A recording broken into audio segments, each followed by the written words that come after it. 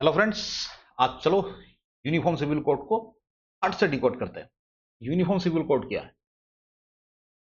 Okay, simple definition. One common law for all citizen, replacing religious personal law. सब नागरिकों के लिए, चाहे कोई भी धर्म के हो, उनको सिविल मैटर में एक ही लॉ अप्लाई होगा। ठीक है। और जितना भी अभी एग्जिस्टिंग रिलीजियस पर्सनल लॉज है, they will be vanished. Okay. अब ये कहाँ कहाँ अप्लाई होगा? मैरिज, सब सिविल मैटर्स में। ओके, क्रिमिनल मैटर्स में नहीं। क्रिमिनल मैटर्स ऑलरेडी हमारा पहले आईपीसी था, अभी बीएनएस है। ऑलरेडी वो यूनिफॉर्म है। ठीक है। चलो, ये यूनिफॉर्म सिविल कोड कहाँ कहाँ अप्लाई होगा? सिविल मैटर्स में सबसे पहला है मैरिज एंड डाइवोर्स। ठीक है। Inheritance, adoption and maintenance. ठीक है। इनहेरिटेंस में आपका सक्सेशन भी आ जाता है। ठीक है। तो ये चार पांच मैटर को डील करती है यूसी। ठीक है। और आप लोग को पता है, हमारा कॉन्स्टिट्यूशन बोलता है, हमारा कॉन्स्टिट्यूशन का आर्टिकल 44 बोलता है कि देश में यूनिफॉर्म सिविल कोड होना चाहिए। ठीक है। अब यूनिफॉर्म सिविल कोड को कॉन्स्टिट्यूशन कैसे सपोर्ट करता है ये देखते हैं। देखो, जो हमारा आर्टिकल 14 है वो क्या बोलता है? Equality before law. ठीक है नहीं? देखो, और प्रोहिबिशन ऑफ डिस्क्रिमिनेशन, की कोई भी एनी फॉर्म ऑफ डिस्क्रिमिनेशन को क्या करता है? प्रोहिबिट करता है हमारा आर्टिकल 15। और आर्टिकल 14 क्या करता है? हमें कानून के सामने समान अधिकार देता है। ठीक। तो लेकिन जो आपका जितना अभी जो सिविल मैटर को डील करने के लिए रिलीजियस पर्सनल लॉज है, हिंदू मुस्लिम क्रिश्चियन, ओके, वो सब क्या है? They are anti discriminatory. सबसे पहला वो क्या है?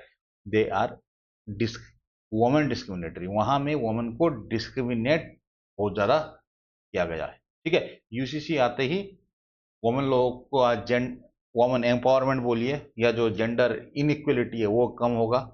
ठीक है। और दूसरा, हमारा नेशनल इंटीग्रेशन बढ़ेगा।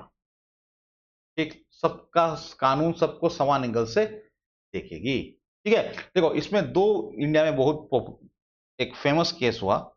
ठीक है। 1986 का सावानो का केस है, जिसमें एक मुस्लिम लेडी को उनका हस्बैंड डिवोर्स देने के बाद एलिमनी देने से मना किया। क्यों? क्योंकि as per the Muslim personal law उसको दिने इब्दत बोलते हैं शायद। ओके, उसमें 90 डेज, डाइवोर्स के 90 डेज या 100 डेज का कुछ पीरियड है। I am not sure. Okay, I am not expert on Islamic matters, तो इसलिए एक सर्टेन पीरियड तक ही उनको मेंटेनेंस देना पड़ता है।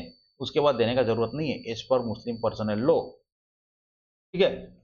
तो सावाना सुप्रीम कोर्ट गई, तो सुप्रीम कोर्ट ने क्या किया? वो जो मुस्लिम पर्सनल लॉस को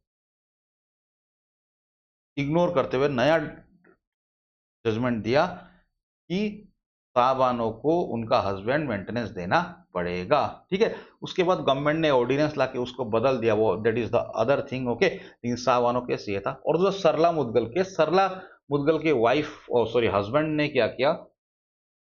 उनको बिना डिवोर्स दिए हुए क्या किया? अब दूसरा शादी करने के लिए इस्लाम धर्म ले लिया। ठीक है। इस्लाम में अलाउ है पोलीगेमी, एज पर मुस्लिम पर्सनल लॉ। तो क्या हुआ?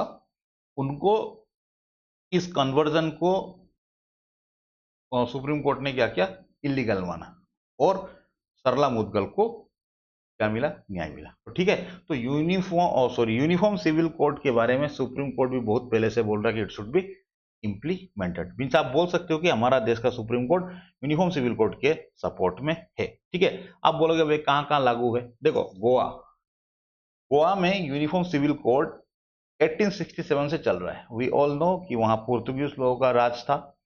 पोर्तुगीज लोग जाने के बाद भी ये कॉमन सिविल लॉ अप्लाई है। Okay, but not fully partially. दो मैटर में, प्रॉपर्टी राइट, जिसको आप इनहेरिटेंस बोल सकते हैं, और फैमिली लॉज में आज भी वहां यूनिफॉर्म सिविल कोड है। और उत्तराखंड ने तो 2024 को यू यू फुल्ली यूसीसी अपना देश में सॉरी अपना स्टेट में लागू कर दिया।